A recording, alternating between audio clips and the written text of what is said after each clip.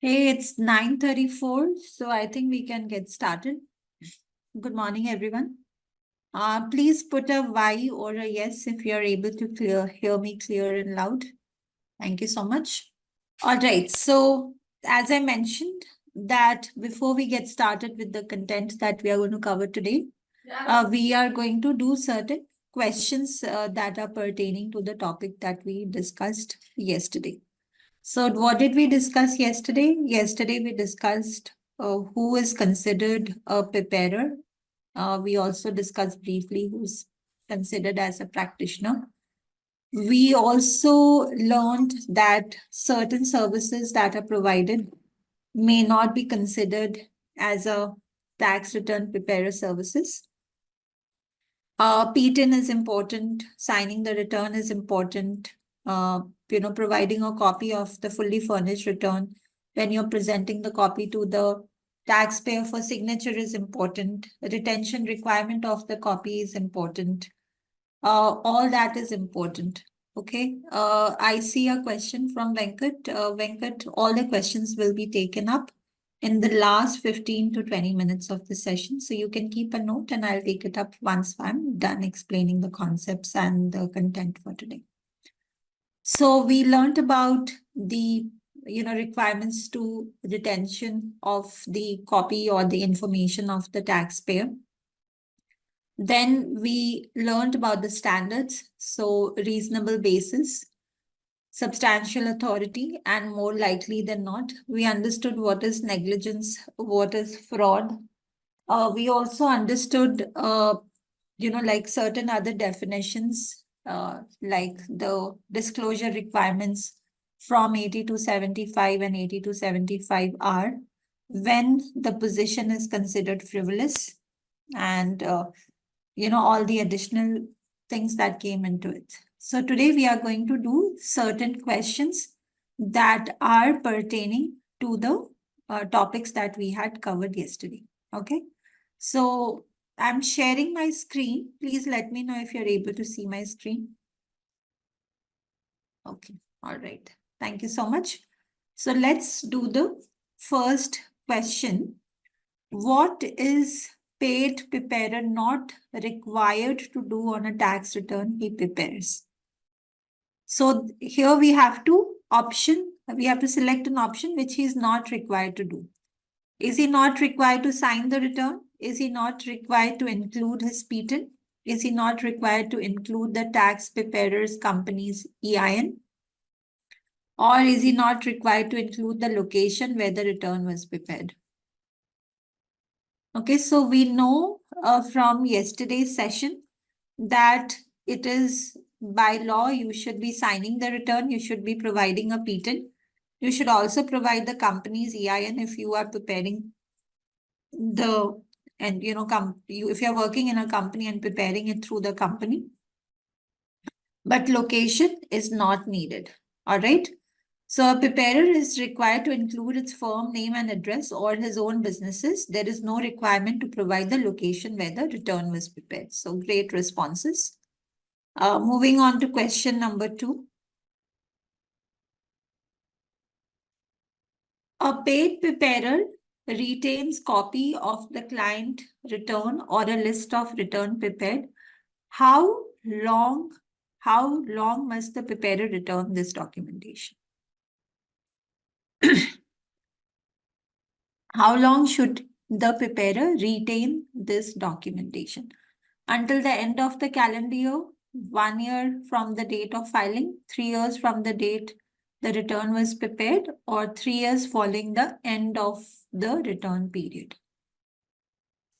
So I see mixed responses. Some are saying C, some are saying D.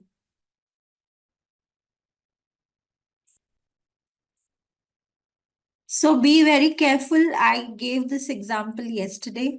I mentioned the date, and I see that most of you are going with option C, but the correct option here is option D. 3 years following the end of the return period. So a tax return preparer must keep a copy of the return or retain on the list the name, the taxpayer identification number of the taxpayer whom the return was prepared. The record must be available for inception for 3 years following the close of the return period, during which the return or claim of refund was presented for taxpayer. So most of you have got it wrong. It is option D. Okay. Let's look at the third question. An unenrolled tax return preparer requires a valid preparer tax identification number for which of the following? So you need a PTIN for what? Preparing a tax return, signing a tax return, preparing and signing a claim for refund, and all of the above.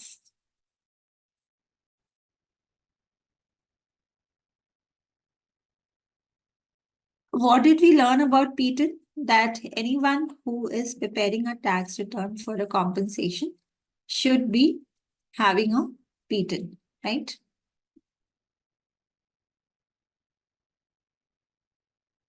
So I think most of you have got this correct. It is D, preparing or signing a tax return or claiming for refund without a preparer tax identification number is a violation of the regulation. All right.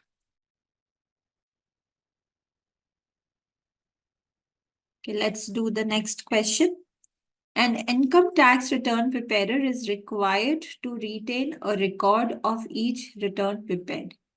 In what format must a tax return preparer keep her record? She must keep a completed copy of each return. She must keep an accurate list either on a paper or in a database of the return, and it must contain the required information. She must keep a card file of the return, which must contain the required information, or any of the above method is sufficient.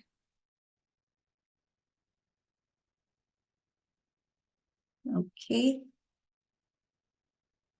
So remember that the requirement is to keep the information, and it can be in any format.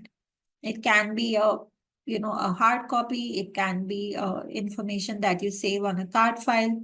So most of you have got this right. It is option D. Option D is correct. According to section 1.61071B, any one of the answers method listed is sufficient format for a tax return preparer to keep records of the return prepared. A person who is signing the tax return preparer for any return is required to retain a copy by retention of a copy of the return, maintaining a list, card file, or otherwise for each return prepared. In retaining a record by list, card file, or otherwise, it must contain. So these are the important information that you have to keep. The name of the taxpayer, taxpayer identification number, taxable year for which the tax return was prepared, and the type of return that you have prepared. So please, be very thorough with this information.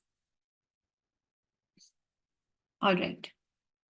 Next question. Perry and Leo are very close friends, but Perry is still paying Leo to prepare his tax return. Because they are so close, Leo doesn't have to sign the tax return to claim primary responsibility for the preparation. Okay. So see, even they are close friends. He's getting paid to prepare the tax return. So as soon as you become a paid preparer, it is required by the law that you should sign the tax return. So everyone has got this one right. The tax preparer must sign a tax return or claim for refund if the tax preparer has primary responsibility for the overall substantive accuracy of the preparation of the tax return or claim for refund. All right, let's look at the next question. Suzanne keeps copy of her financial records electronically. Suzanne requests that her taxpayer Ellen provides her with an electronic copy of her tax return. Ellen agrees to this request and provides Suzanne with an electronic copy of her tax return at the same time that she presented it to Suzanne for signature. Has Ellen fulfilled her obligation to furnish a complete copy of the return to Suzanne? So this is also one of the requirements by the law. First option, yes, because the electronic format are acceptable to both. Second option is yes, because she has no such obligation unless request is in writing. Third option is no, because the copy must be provided on paper. And the fourth option is no, because the copy must be provided after the return is filed. Okay. So, oh wow, I see mixed responses. We covered this yesterday, right?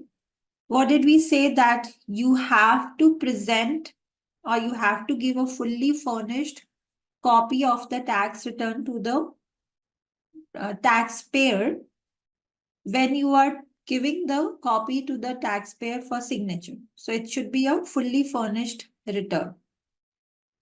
So if the person who's preparing the return, Alan, provides her with an electronic copy of the tax return, and this is a fully furnished copy, she is meeting the obligation. So the answer is number one.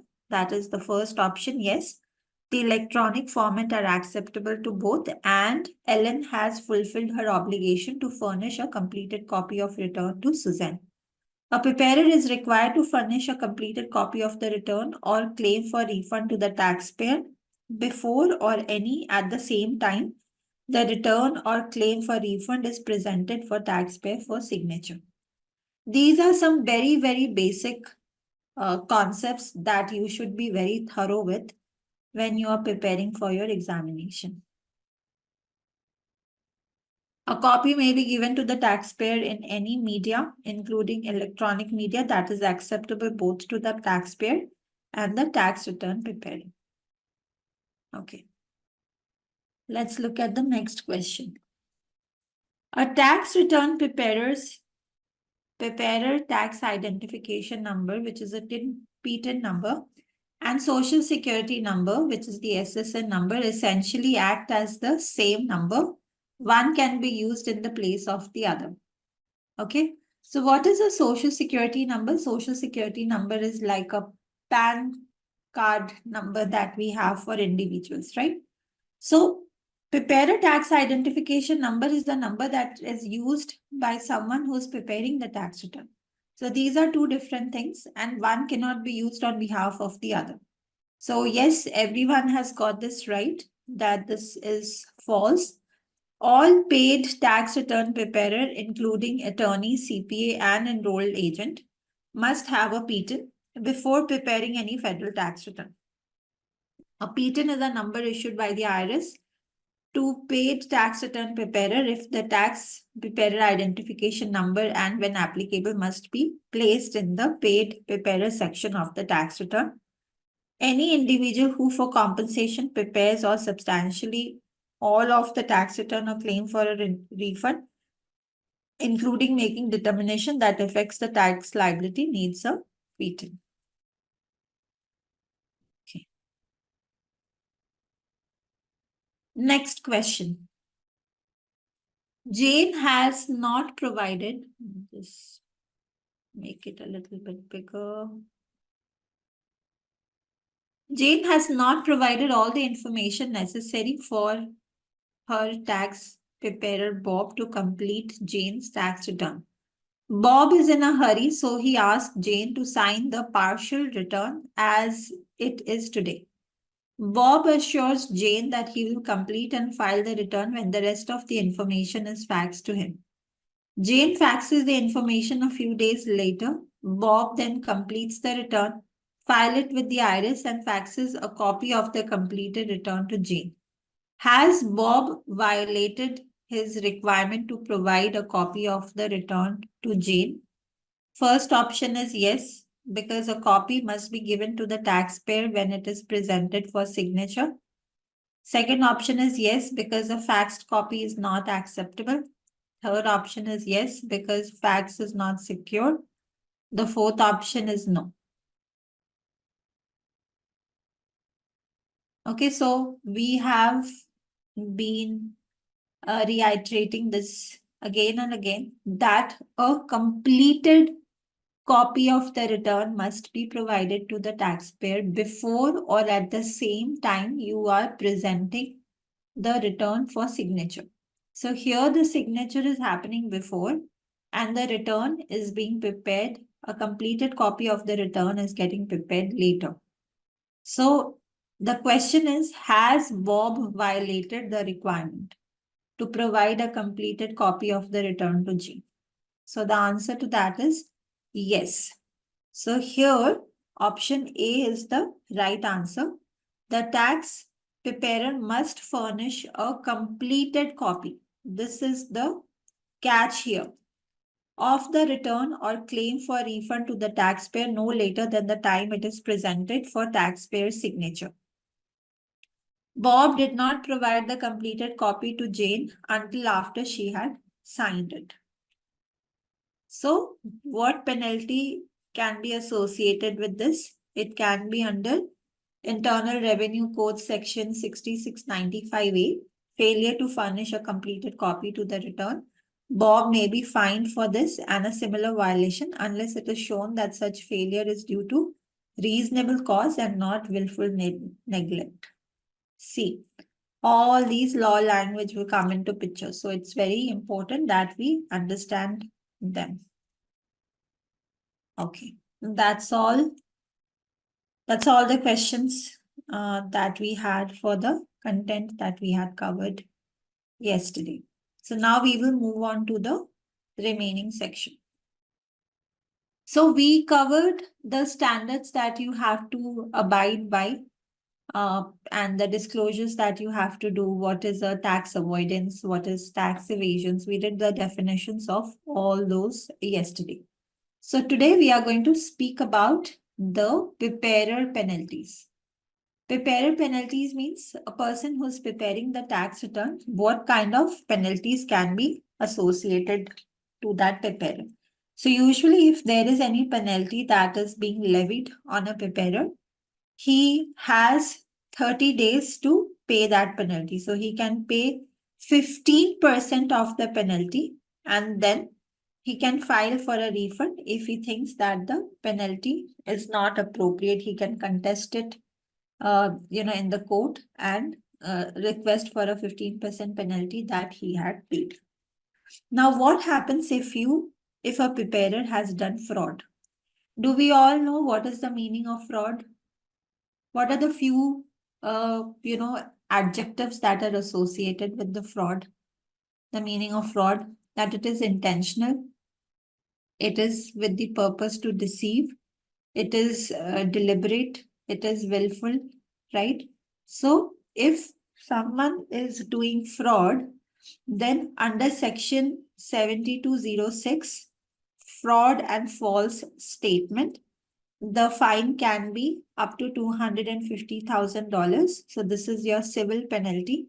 And there can be 3 years of jail or both. So there are criminal penalties that are also associated with it. Not only you will have monetary penalties, but you will have, criminal penalties.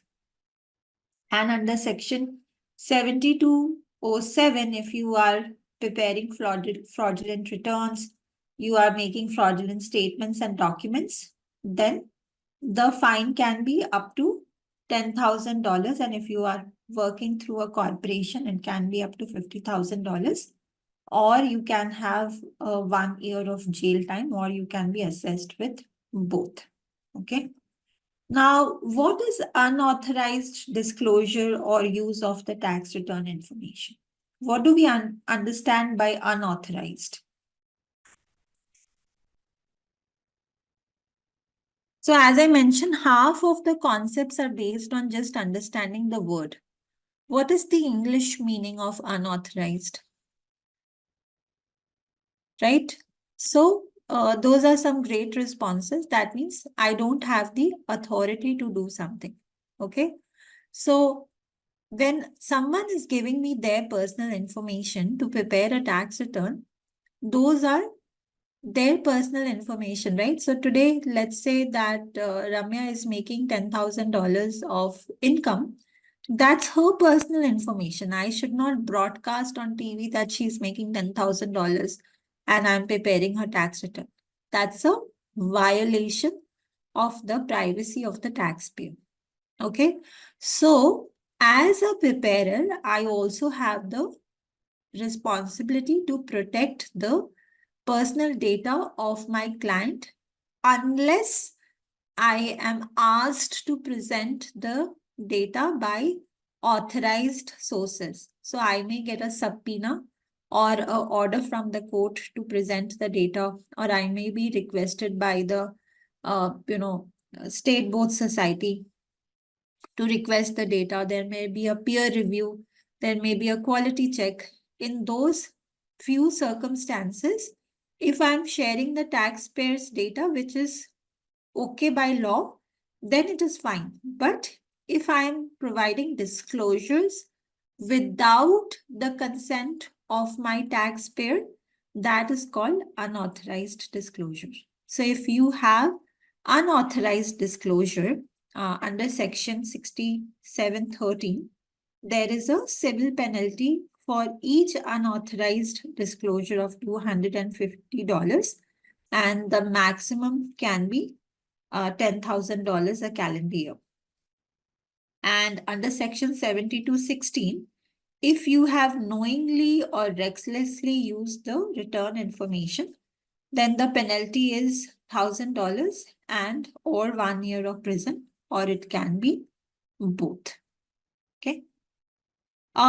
I would say that it is important that we also know the code sections. There are not many code sections in the content that we would be covering, but whatever few that we have, I would request everyone to, just be thorough with them. Okay. Understatement of liability. Now, what do we understand by understatement of liability?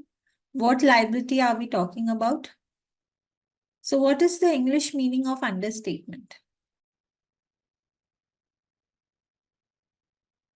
Okay. Showing less liability. What is liability here? What do we mean by liability in this context?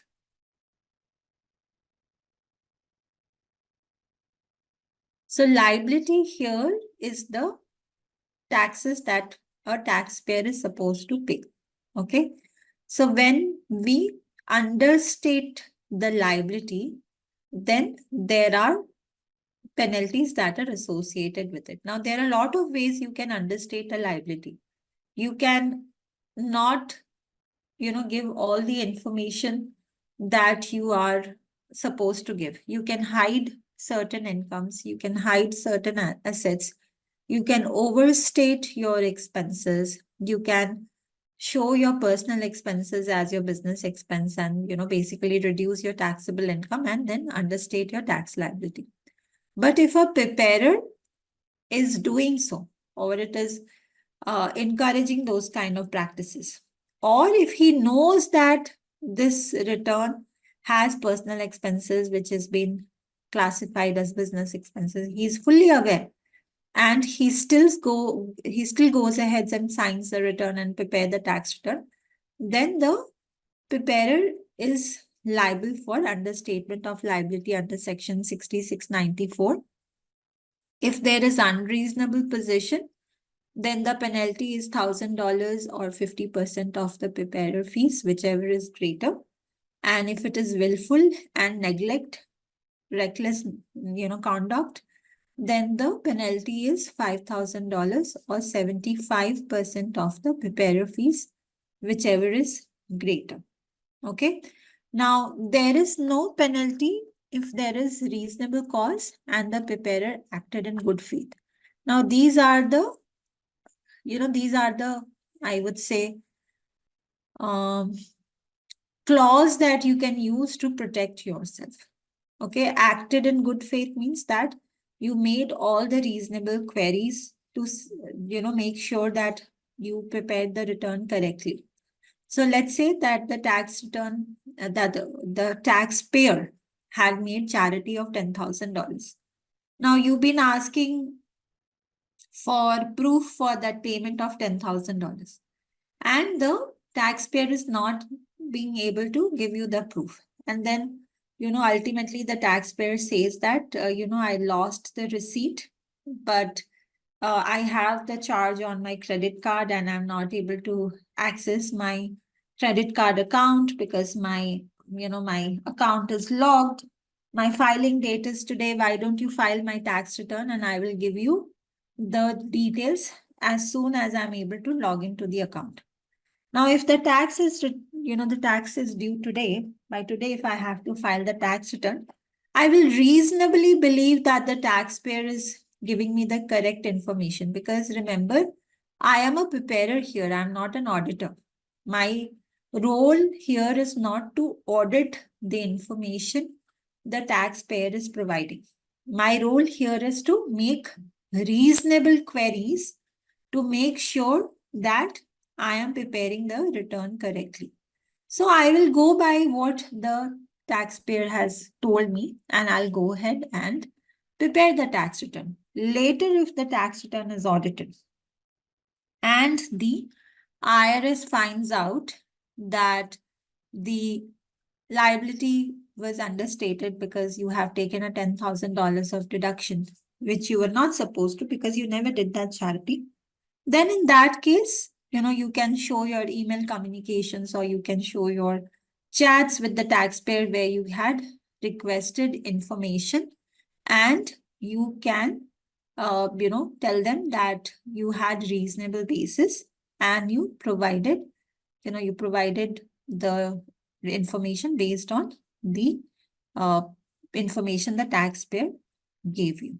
Okay, so in that case, you can avoid these penalties. Yes, Jatin, you can give a disclosure if you feel that you have a reasonable basis standard and you don't have a substantial authority or more likely than not. Remember that even if you give Form 8275 disclosure, you may not be able to avoid the penalties which are related to accuracy related penalties. So this is something that we did yesterday. Even if you file Form 8275, you cannot avoid accuracy related penalty if you have done any of the following items that are listed below. But yes, you can file the disclosure form if you feel that you just have reasonable basis and you don't have substantial authority or more likely than not standard. All right. Now we also have the preparer failures that result in the 560 penalty. Why do we call it 560 penalty? But because that's the penalty that's, that will be assessed under section 6695 for each failure that you have when you are preparing the tax return. Okay, so let's do the first one. So section 6695 subsection A is failure to furnish a copy of return to the taxpayer. When should you furnish a completed copy of the tax return to the taxpayer? What is your responsibility?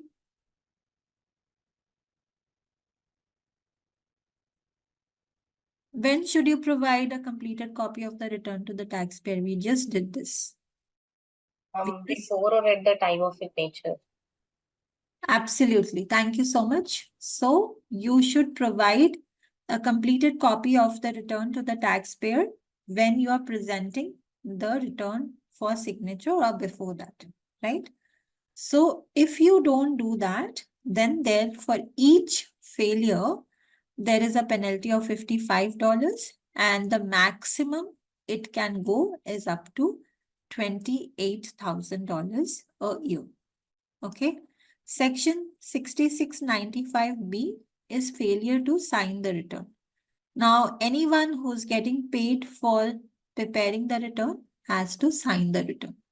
Okay, so any failure will result in a penalty of $55 and the maximum can go up to $28,000. So let's say that someone has failed to furnish a copy and has failed to sign a return. What is the maximum penalty that can be assessed for both the failures? What is the maximum penalty that can be assessed for both the failures? So it is, for each failure, it is $28,000. What if you failed on both subsection A and subsection B? Then it is $28,000 into 2, which is $56,000. Okay. Failure to furnish identifying number. What is the identifying number here? What identifying number are we talking about? Who's supposed to give the identifying number? Come on, people, it's not EIN. It's the PTIN. Preparer's tax identification number. Okay. So you are supposed to give your PTIN. If you fail to provide the PTIN for each failure, there is a penalty of $55 and it can go up to $28,000. Okay. Failure to retain a copy or a list. What is the retention period to retain the information for a client? This is also something that we covered. 3 years from the end of the taxable year, right? So for each failure, again, there is a penalty of $55 and it can go up to a maximum of $28,000.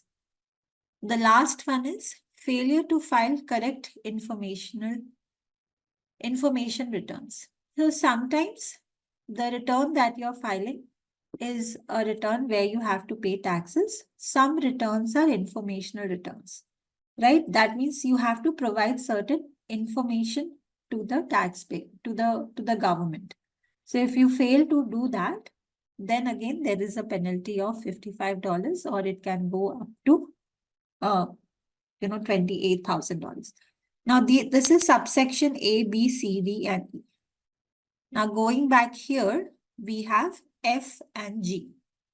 So 6695 F and G, the penalty amount is different. So negotiation of a check penalty. What do we understand by negotiation?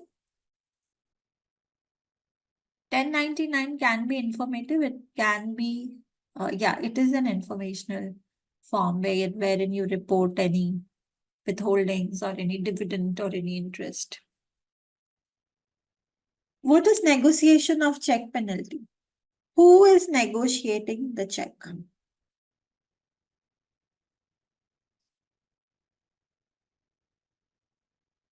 So, whose bank information you should be providing when you are requesting for a refund?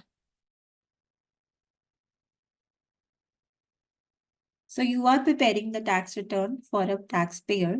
You should be providing the taxpayer's bank information for a refund. If you provide your information, what are you doing? Are you not negotiating a payment in your account, which is not correct? Sometimes the taxpayer will request for a check. So you should not be providing your address for the, for the check to be encashed or to be sent to your address. So if you do negotiation of taxpayers' checks in your name, then there's a penalty associated to it. It can be $560 for each failure with no maximum penalty. It can be, anything. So the penalty amount can go up to any amount. And then section 6695 subsection G, failure to be diligent in determining ability of certain tax credits. Now, what is tax credits? This you will understand better when you do the EA chapter, or I would say EA part 1, individual taxation. So under individual taxation, there is a formula as to how you calculate the taxes for an individual. So, you have gross income, then you have deductions, then you take itemized deductions, then you take standard deductions, then you arrive at the taxable income, and then you multiply it with your applicable tax slab, you come with a tax liability. Now, this tax liability can be reduced dollar to dollar by certain tax credits that are available to an individual. Okay, so these tax credits, like there are a lot of tax credits that are available to an individual. It can be the earned income credit, it can be the American Opportunity Tax Credit, it can be the child tax credit, it can be the additional child tax credit, and it can be credits for other dependents. Okay, or it can be determining the filing status of the taxpayer. So in US, there are different filing status. Like if you're single, then you file as a single. If you're married filing jointly, then you file married filing jointly. If you're supporting your parents, you can file as head of household. If your spouse has passed away and you are supporting a child, then you can file as a qualifying widow or a widower. If you are married but you don't want to file it with your spouse, then you can also file it as married filing separately. All right. So, why I gave you this background so that you understand what is tax credits. So, tax credits, there is an eligibility requirement. There is a checklist that you should follow in order to determine if the taxpayer will be eligible for these credits. So, earned income credit is basically given, is a benefit that the government is providing if someone is actively engaging in, earning income. So like they are not generating passive income, but they're actively engaged in working somewhere. Earned income credits can go up if you have dependent children. American Opportunity Tax Credit is given to people who are supporting the education of their children or they are supporting the education of themselves. Child tax credit is if you have a dependent child or you satisfy certain requirements. There are a lot of additional requirements that you need to satisfy. You have to exercise the due diligence. So there is a form 8867, paid preparer's due diligence checklist, that you should be filling out when you are determining all these credits. Okay. So if someone is not diligent in doing the exercise that is needed to determine these credits, then there is a penalty associated to it. For each failure, the penalty is $560 and there is no maximum penalty for it. So because the credits are going to reduce your tax liability dollar to dollar, see, deduction, you have to understand the difference between a tax credit and a tax deduction. A tax deduction helps you to reduce your taxable income, but a tax credit helps you to reduce your tax liability dollar to dollar. Okay. So let's say if I have an income of $100,000 and I have a tax deduction of $10,000, that $10,000 is going to help reduce my taxable income from $100,000 to $90,000. So now this $90,000 is subject to taxation. So whatever my tax bracket is, let's say I'm into a 10% tax bracket, my tax, liability is $9,000. So tax credits are going to help you reduce your tax liability. So let's say if I have a earned income credit of $1,000, that's going to reduce my tax liability from $9,000 to $8,000. Now, most of the credits that are listed here, why there is extra due diligence checklist that you need to follow? Because some of the credits here are also refundable credits. So there are refundable credits and there are non-refundable credits. As I mentioned, you will get to know more about these credits when you do individual taxation. So refundable credit means that let's say that my liability is $9,000, but my total credits that are available to me is $11,000. So not only I will be able to reduce my tax liability by $9,000, but I would also get a check from the government for the excess $2,000. So that is what we mean by the refundable credit.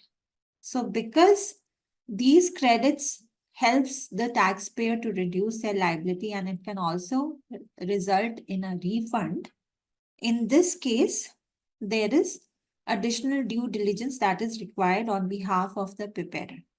So if you do not exercise that due diligence, and if you're not diligent in claiming these credits for the taxpayer, then under section 6695 subsection G, there could be a penalty of $560 and there is no maximum penalty for the same.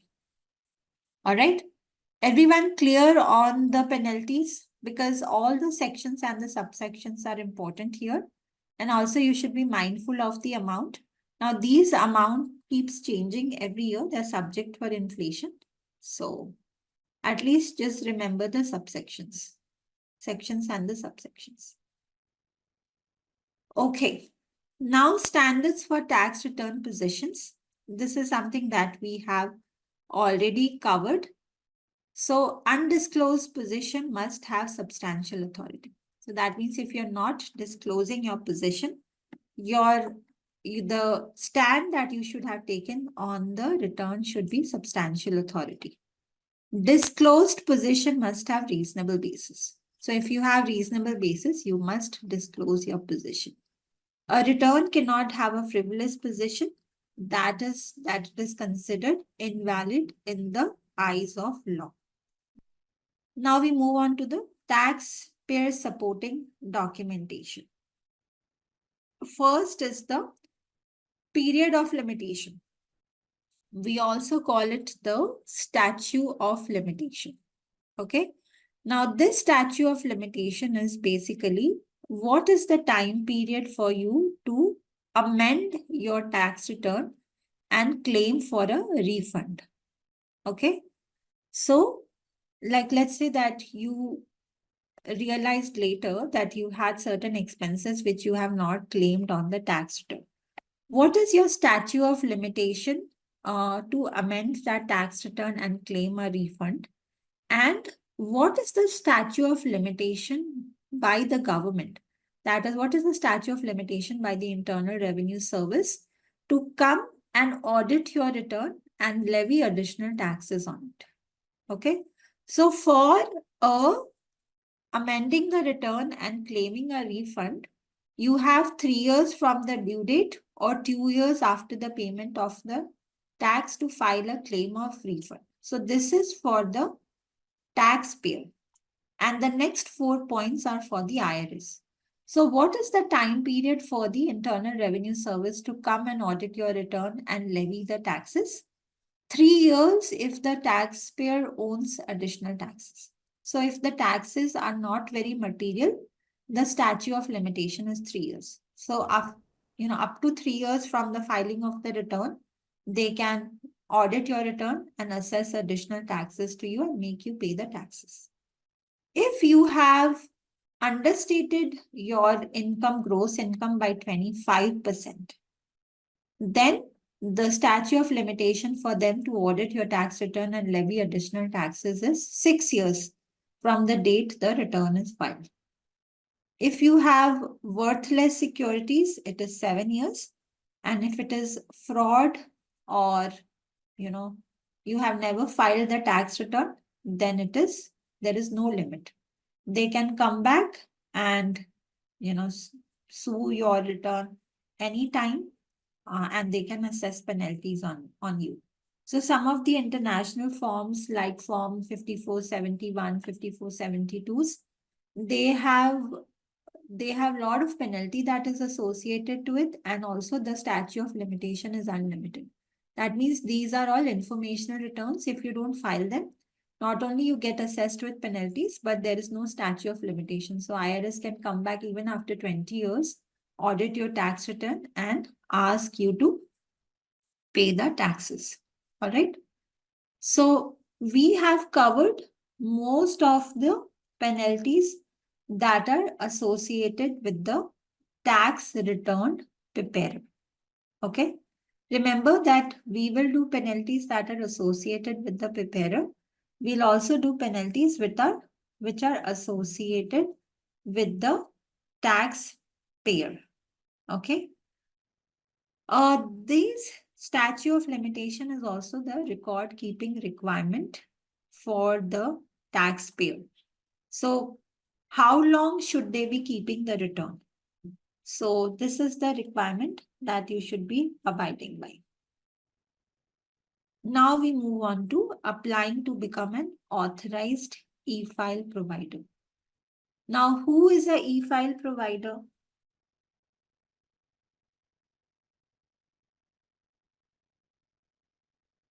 Any guesses? What do you mean by e-file in the first place? E means electronic. E-file means someone who is filing online.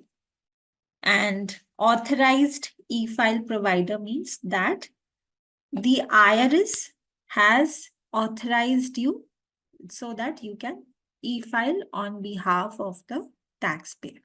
Okay. Now, there are different types of e-file provider. You can be a electronic return originator. You can be a intermediate service provider. You can be a transmitter. You can be an online provider.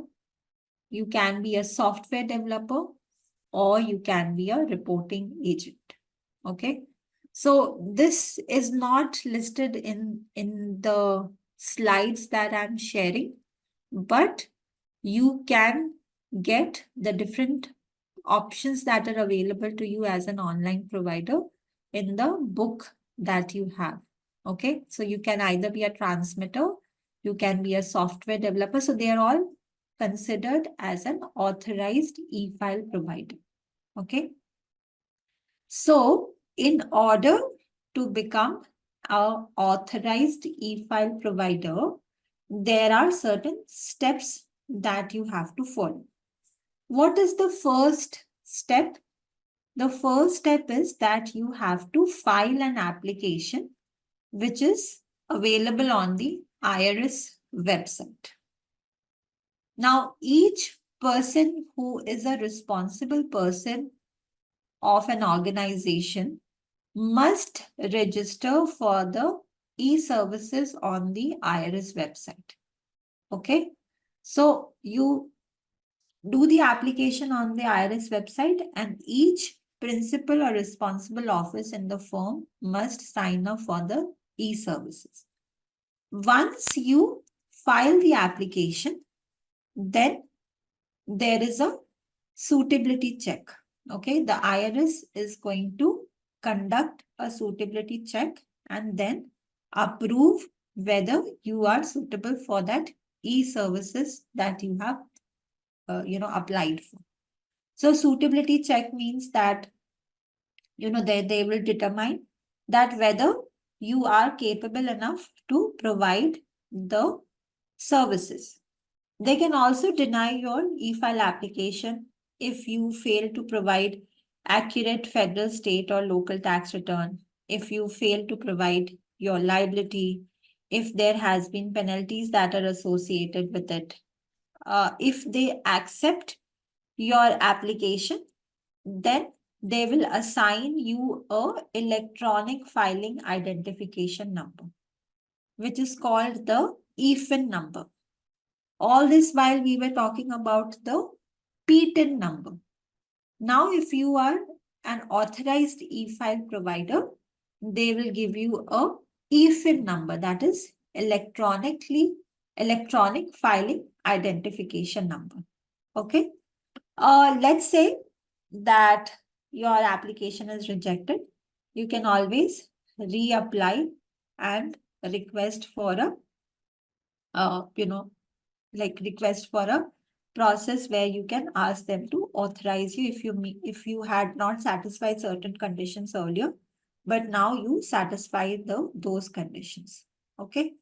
So as I mentioned, first of all, you need to know what kind of e-file provider you are. Are you a transmitter? Are you a software developer? Are you an intermediate service provider? Are you an electronic return originator?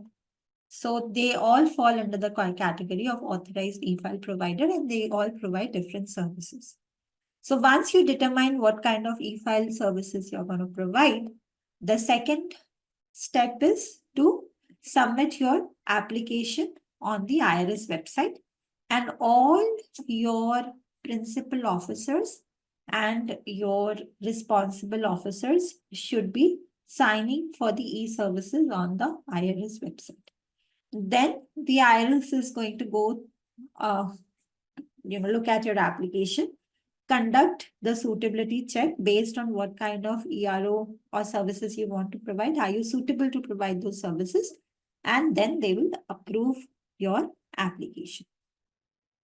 Now, once you are an electronic return originator, that means you are able to transmit data on behalf of your taxpayer.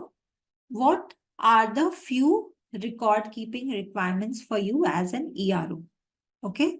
So IRS e-file signature authorization, which is Form 8879 and 8876. So remember, you are filing the tax return online. So there is a authorization that you have to take from the taxpayer that you can file their tax return online. And these authorizations can be taken on Form 8879 or 8878. Okay, you also have to get Form 8453 and supporting documents. If you are filing a tax return for a person who's employed, then you should also keep a copy of W2, W2G or 1099-R. You should also have e-file consent to disclosure forms. And you should also keep a completed copy of the electronic portion of the return. And once you file the tax return on the software, you will get to know whether the return is accepted, whether the return is rejected. So an acknowledgement from the IRS that the return is rejected or accepted is also something that is part of your record keeping requirement. How many people have filed tax returns here on the software? Anybody from the compliance background who has done tax filing? Okay, so what is the software that you have used? CCH, okay. OneSource, CCH, Corp Tax, Go System. So every time you file a tax return, do you see an acceptance copy? Do you attach an acceptance copy to the return? That's a mandatory step for your quality control, right? Why are you doing all those steps? Because of these reasons. So now when you file a tax return and your manager or your senior manager, your partner comes back and say, hey, we have to do the QAR. We have to make sure that the return is fully complete. The K1s are attached. The acceptance copy is provided. You also sometimes send the acceptance copies to your client that the return has been accepted by the IRS. So now you know the reason why your partner or your senior manager is coming and telling you to do all this, because it is a requirement by the law. Now, let's say if there is a payment that is due on the tax return. So what are the different methods on which you can file the tax return? So you can have electronic funds withdrawal. So you can mention the client bank details in the software so that the amounts is debited from the, electronically through the bank account. You can do a federal tax payment, EFTPS. You can do checks. You can do payments through debit or credit cards. And there is installment agreement also that is available. Now, installment agreement is something that is not automatic. Okay. So if someone is not in a position to pay the taxes as and when they are due, then they have to, have a collection due process, or they have to reach out to the revenue agent or the IRS officer to see if they can avail the installment agreement and pay the taxes in installments. Okay. So that's how the payments can be done for the taxpayer. Who is responsible to pay taxes on the tax return?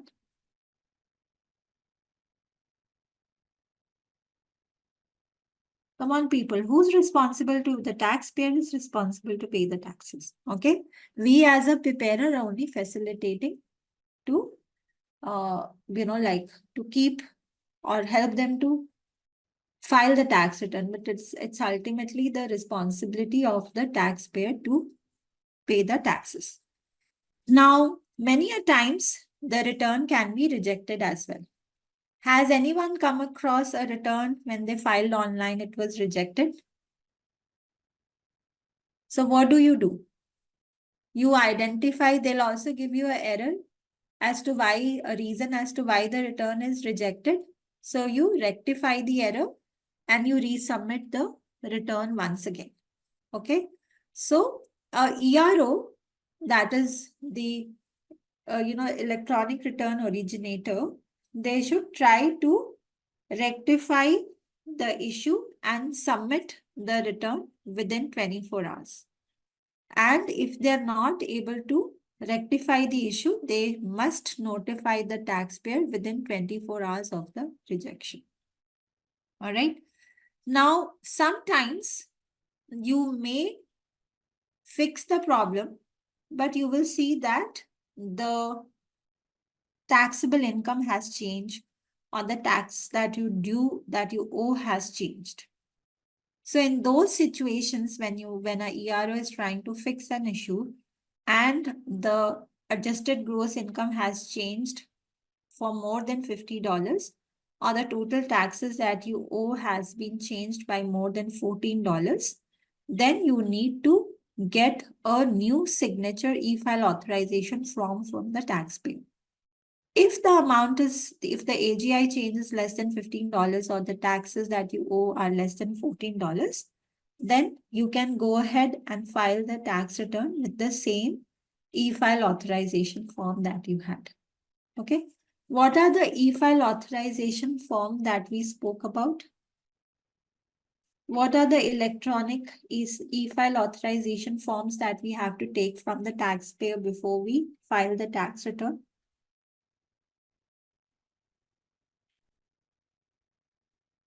So those e-file authorization forms are for 8879 and 8878. All right. Okay.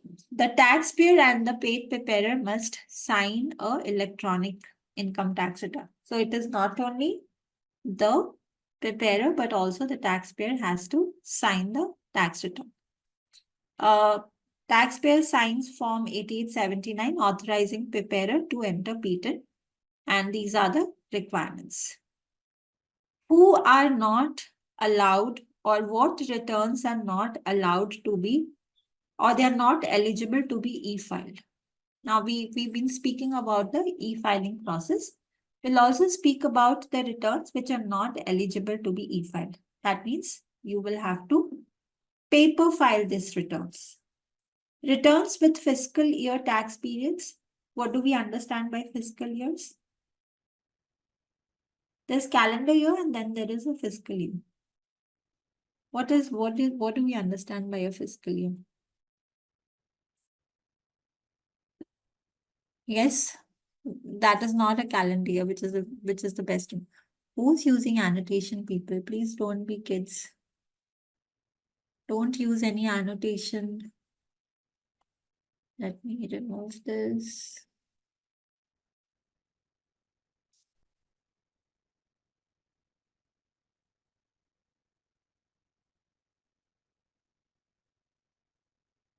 Yes.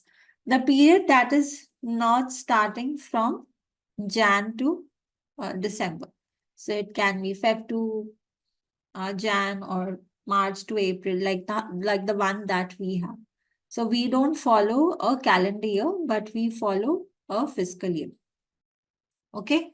Amended returns for tax years prior to 2019. So if you are amending a tax return for 2018 or 2017 or any year before that, then that needs to be paper filed. Return with forms or schedule that cannot be e-filed, right? So, there were some forms which you have to paper file. I'm not sure if you still have to paper file them. So like form 8804 or 8805. So those forms usually we fax it or we mail it to the client. So if those forms cannot be e-filed, you will have to paper file those forms. Returns with rare or unusual processing condition or that exceeds the specification for returns allowed in IRS e-filing, and returns with a tin beginning with 9.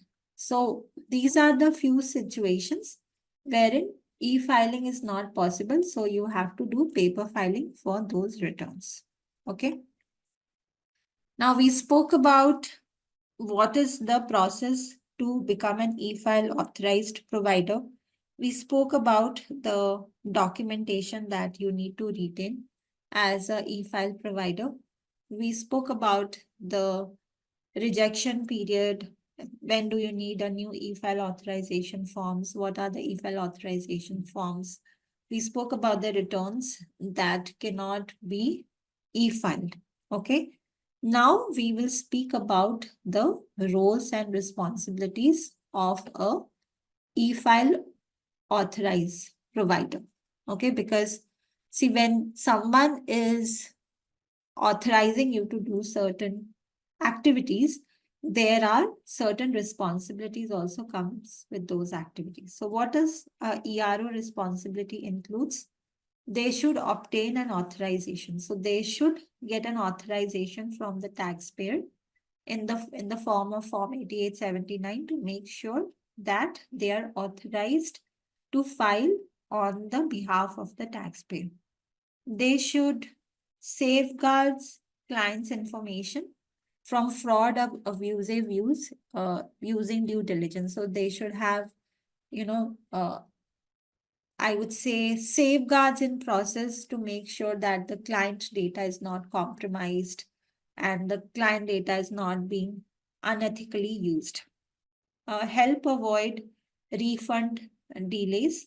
So what are some of the ways that you can avoid any delay in the refund?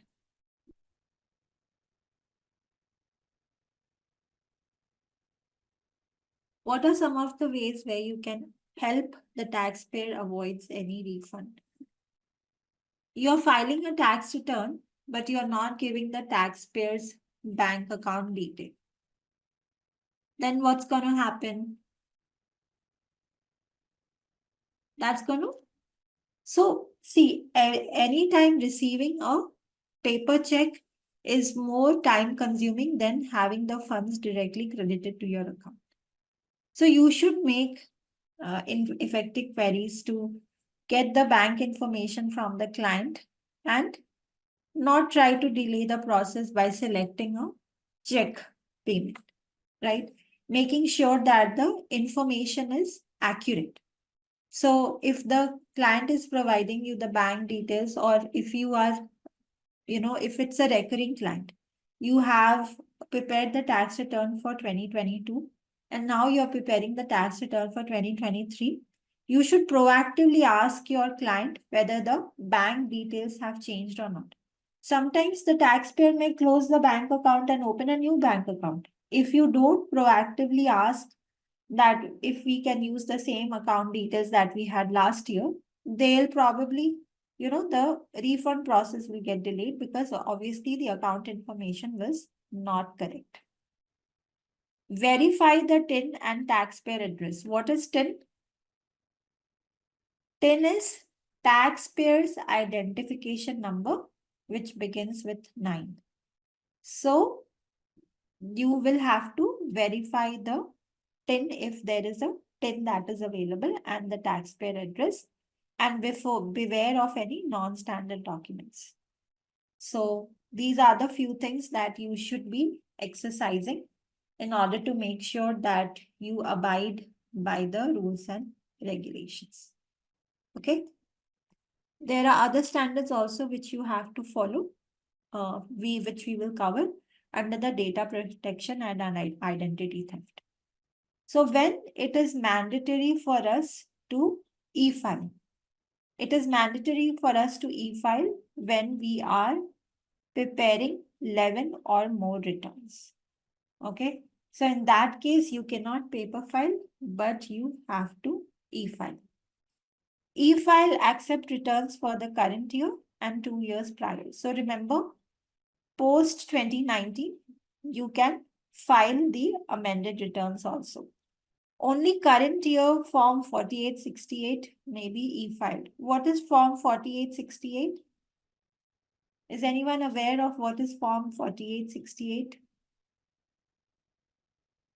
Anybody done individual taxation? So for individuals in the United States, you file form 1040. Okay. But let's say that you are not in a position to file the tax return when it is due, which is April 15. So if you think you don't have all the information that is required for you to file the tax return, file form 1040, then you can file for an extension. So the extension is form 4868. Okay. So you can file this extension and you can request to file the tax return by October 15. So this extension that you file can only be done for the current year. Okay. It cannot be done for the past year. Why do you think it cannot be done for the past year?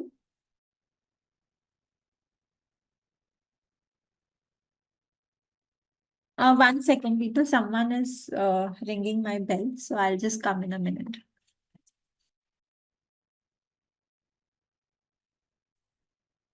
All right. So I'm sorry, I'm back. So yes, some of the responses that I see is correct because the due date has already surpassed and the extension can be only requested for the current year and not for the prior year. Okay. E-file process not considered filed until IRS acknowledges acceptance. So remember, whenever you file an extension or you file a tax return, the IRS acknowledges whether they have accepted or rejected the tax return. Electronic postmark date is considered the date of filing for timely file returns. Okay. So sometimes in India, it may be, so let's say, when we are filing a tax return for a partnership, the partnership extended due date is September 15. So we have all seen last minute rush. So there are times wherein, we are still reviewing the tax return and it's like 6 a.m. morning and it is already 16 September for me in India. But in US, it is still 15, right? Because they are behind us. So we will ask our team members in different time zones to file the tax return for us. So though I am still working on a tax return, I'm still reviewing it on 16th of September in India. My colleague can still go ahead and file it in US because in US it is still 15th of September. So that's what they're trying to mean here is that electronic postmark date is considered the date of filing the timely return.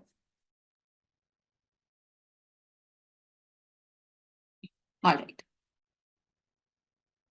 Data protection and identity theft.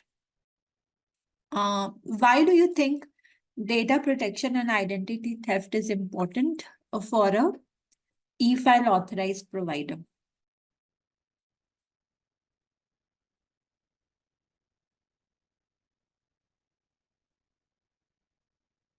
This is a very general knowledge answer, right?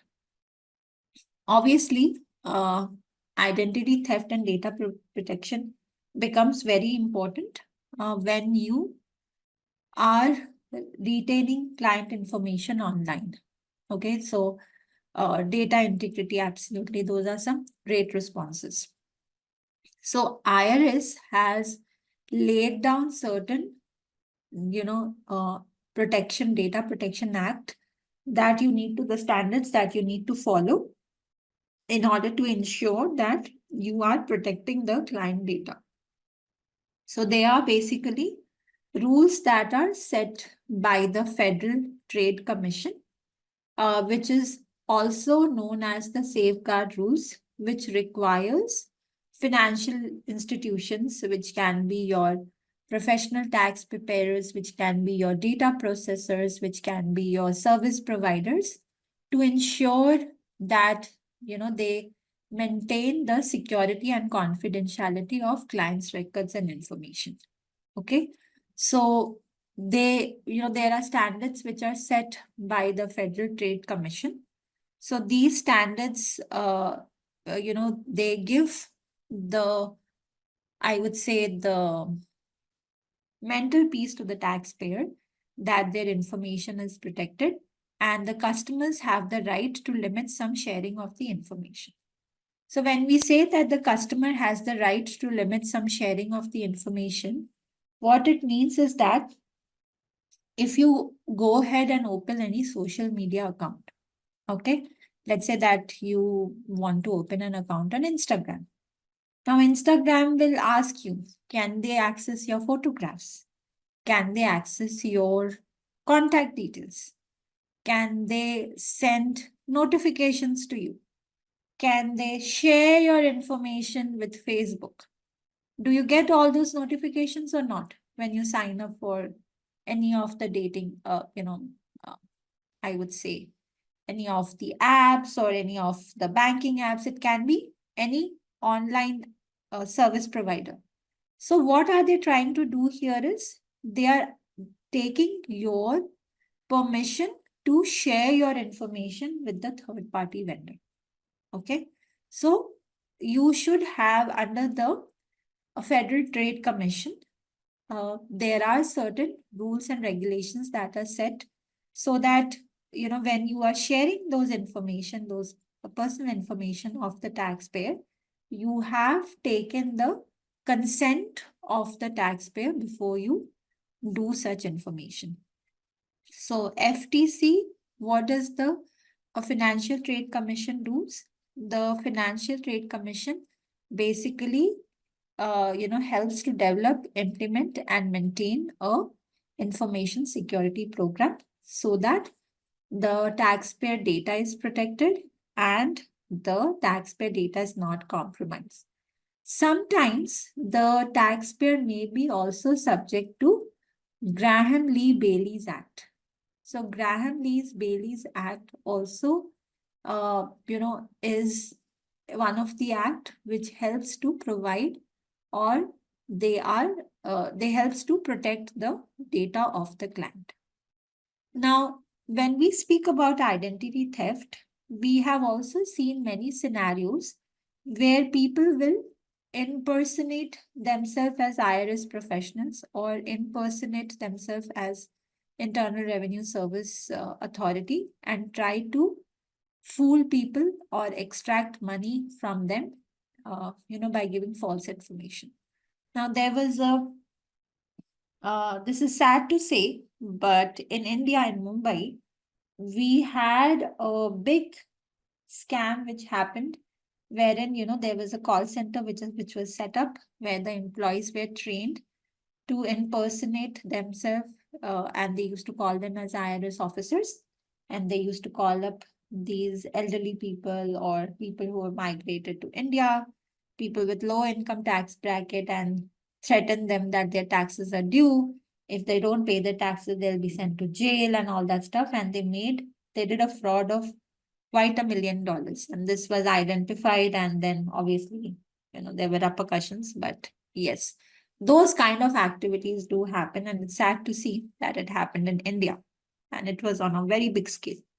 So when we speak about identity theft, the IRS will educate the taxpayer that they will never initiate a contact with the taxpayer by either by email or by text message or by social media channels to request personal or financial information. They will generally send notices to the taxpayer on their registered address. The IRS will never call the taxpayer and threaten them for lawsuits or arrest. Okay, they never do that. There is a process involved. They'll send you notices, they'll give you the time, then they'll say these are the rights that you have. You can request for a collection due process, you can speak to the IRS officers. So there's a process in place, but they will not randomly pick up the phone and call you and say that, hey, your taxes are due. If you don't pay it, I'll arrest you, or there will be a case that will be levied on you. What are the common signs that may help you to trigger that there is a identity theft?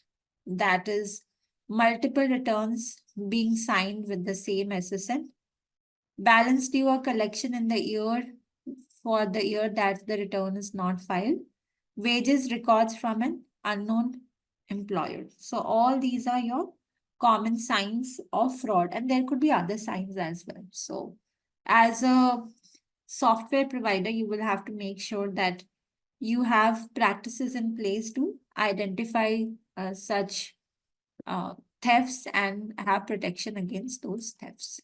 Okay. So these are some of the standards that you should be abiding by in order to, meet the Federal Trade Commission Act or the Graham-Bailey's Act. So these are all the processes in place. Now the details of what process relates to what does validation SSL certification is, what is a vulnerability scan. All these you can read more when you go through the book. But these are the standards that are set up by the IRS for the people who are providing online services so that they safeguard the taxpayer's information. So, extended validation SSL certificate again is a certificate which you have, it's a process in place which helps to validate the information and protect the client data.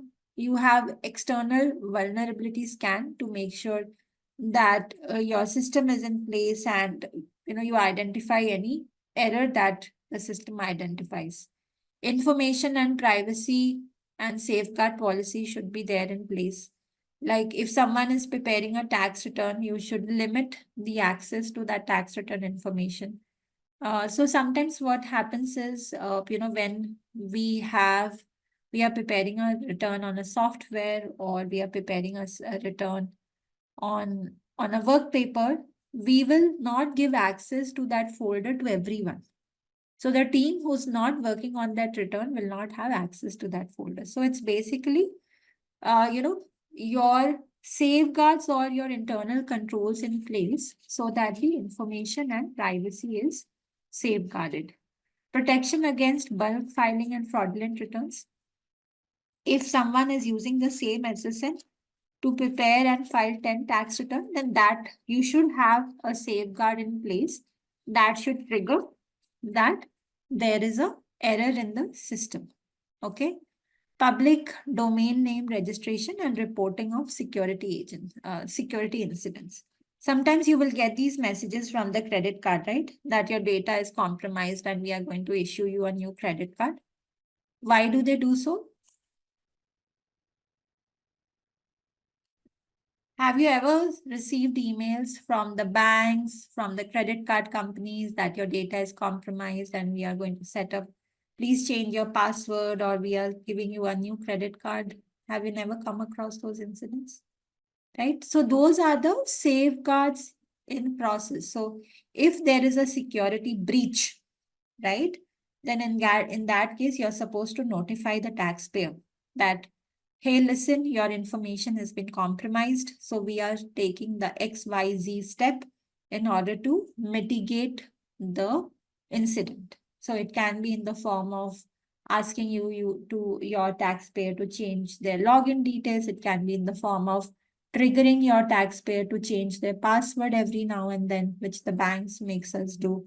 It can be in the form of issuing them a new credit card. Now you have to apply the same rules uh, in a different way when it comes to the data for your client, for your tax bill. Practice before the IRS is something that we are going to do in our next class. Not today, so we will pause here, and now I'll keep the forum open for any questions that you may have on the content that we have covered today.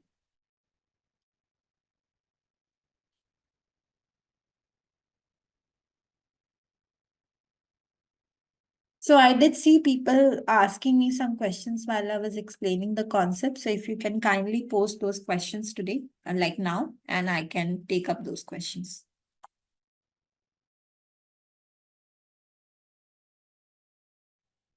Yeah, Priyadarshini, it's very simple, right? So negotiation of a check means that uh, your client is eligible to get $100 and you are filing a tax return online. So instead of providing the bank details of the taxpayer, you are providing your bank details. So where is this $100 going to come? The $100 is going to come in your account.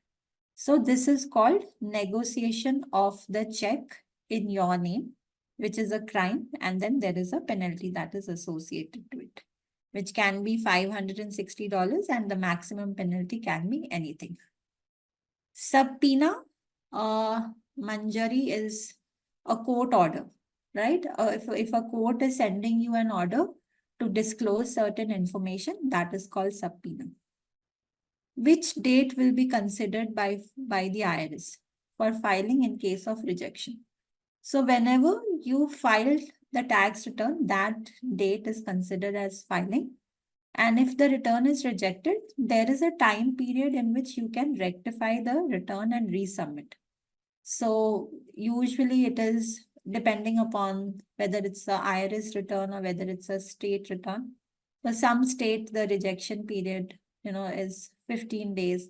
Within 15 days, you have to rectify and resubmit the return. Okay.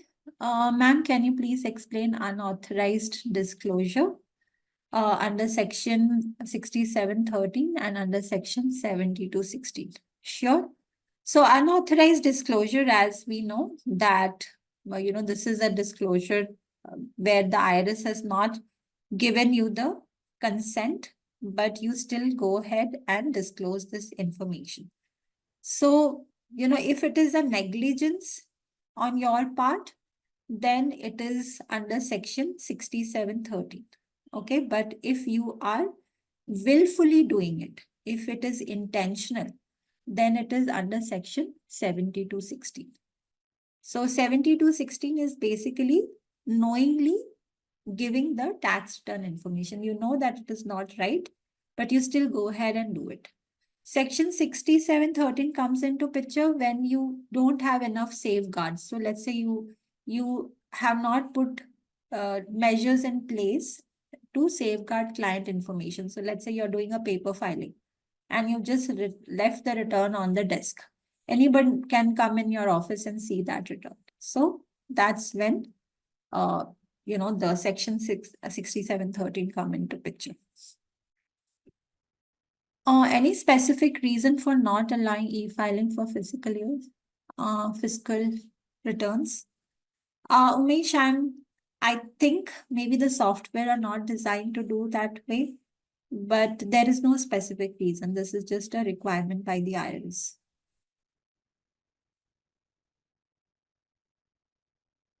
Teaching slides are different. Fast forward book is what you should be referring. So teaching slides are just for me. Okay, that's not for you to refer. You should be using the fast forward book to prepare for your examination.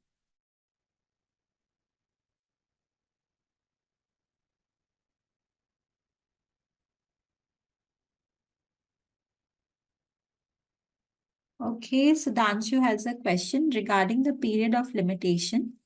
if the IRS is going to come, okay, maybe I will put the chat window here so that people can see what questions are being posted.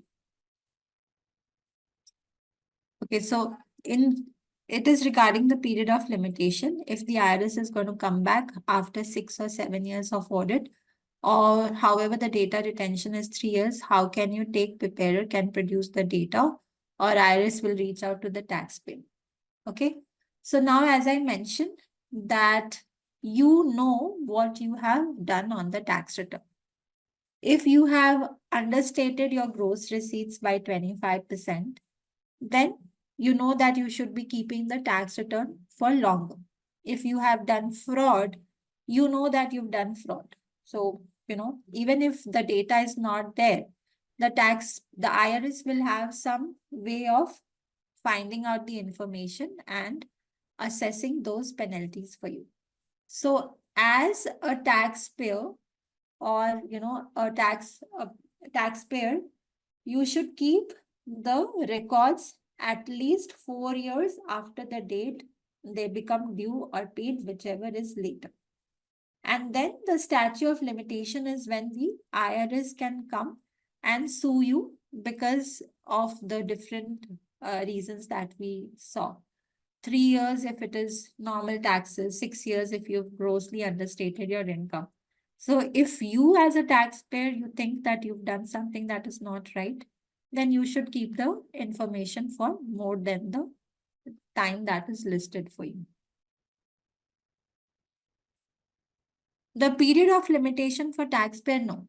The 2 years and the 3 years that we mentioned here is for you to claim a refund.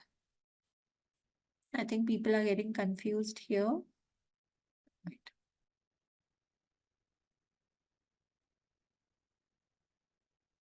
So if you are if you are amending a refund and claiming a refund, it is the later of 3 years from the due date or 2 years after the payment of tax to file a claim for a refund. So this is the statute of limitation for you amending the return and claiming a refund.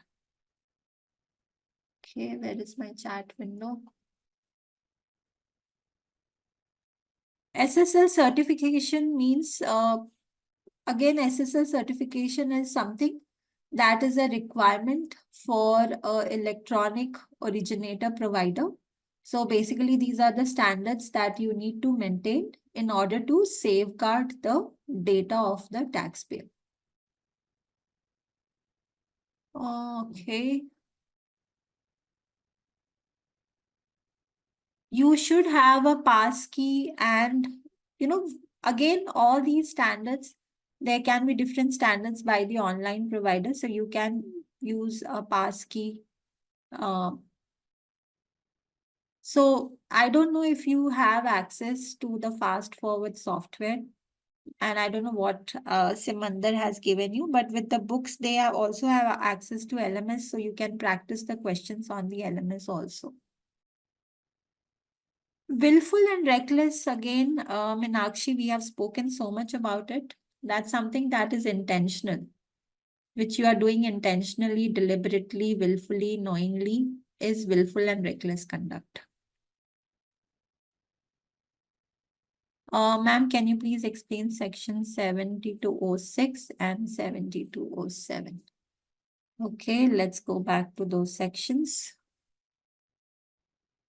Where are the sections?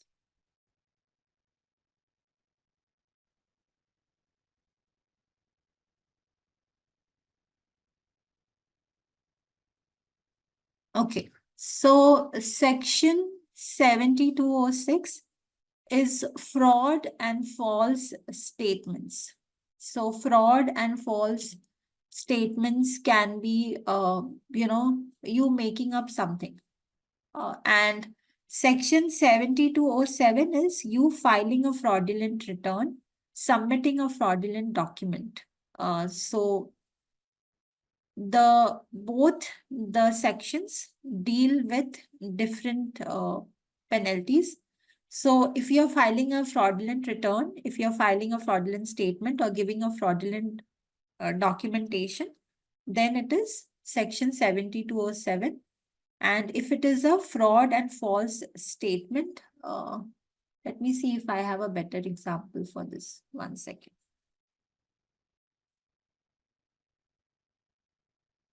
Yeah, I don't see that I have a better example for this. Maybe I'll try to explain this better in the next class. So I'll make a note of this, Shubhrata. Okay, Sudhanshu, I have explained the $55 penalty quite in detail. So go back and read the content. If you still have questions, be very specific as to what you want me to explain in that section. I'm not the one who's going to upload the recorded videos, Ramya. So please speak to the admin team. Usually they take about 2 to 3 days to edit the videos and then upload it. So you can reach out to the admin team to see when they are going to explain those. Okay. Again, Gautami, I had explained 6695 F and G in quite a bit of details. So go back and read the content. If you still have questions, come back with any specific questions that you have on those subsections. We had done all the section 6695 A to G in quite a bit of details with a lot of examples. Ma'am, sorry to jump in between. Could you please scroll down to that $55? I have the first line confusion there. Like, yeah, a penalty of $55 for each occurrence, like to failure of producing a document that the tax preparer has to pay a $55 penalty or a 28,000 of penalty. So that part is the confusion. So the minimum penalty for each failure is 55. And the maximum that it can go is up to $28,000. So if you fail on A, then if it is like say 10 failures, so the penalty will be 10 into 55, which is 550. But let's say it is 500 failures, then the maximum penalty that they can assess is $28,000. Okay, thank you. Welcome. All right. As I mentioned that these were explained in quite a bit of details with a lot of examples. Go back and read this. And if anyone still has any questions, come back to me with specific questions on what is that something that you're not able to understand. All right. So with that, we will end our session today. Thank you so much for being such a lovely audience and participating enthusiastically. We will speak again on next Saturday, and we will do some questions on the content that we have covered so far. So have a nice Sunday, everyone. We'll speak to you again next week.